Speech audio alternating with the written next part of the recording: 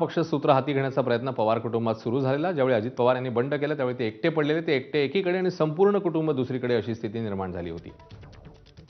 आणि या सगळ्या पार्श्वभूमीवर आता आणखी एक चर्चा समोर येते, ती म्हणजे विलिनीकरणासंदर्भातली. कारण राष्ट्रवादी काँग्रेस पार्टी शरदचंद्र पवार पक्षाच्या नेत्यांकडून दोन्ही पक्षांचं विलिनीकरण व्हावं अशी अजित पवारांची इच्छा होती. असं सांगितलं जात असलं तरी राष्ट्रवादी काँग्रेसचे मंत्री आणि आमदारांचा विलिनीकरणाला विरोध आहे असं सूत्रांकडून कळतंय. अजित पवारांच्या राष्ट्रवादीतील नेत्यांची सुप्रिया सुळेंच्या कार्यशैलीवर नाराजी असल्याची माहिती आहे.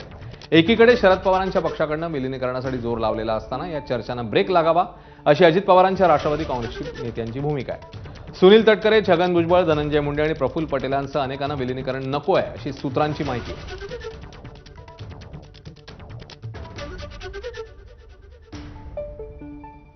दरम्यान अजित पवारांच्या निधनानंतर राष्ट्रवादी काँग्रेस पक्षाच्या राष्ट्रीय अध्यक्षपदाची जागा रिक्त आहे. त्यामुळे राष्ट्रीय अध्यक्ष कोण होणार याकडे राजकीय वर्तुळाचं लक्ष आहे.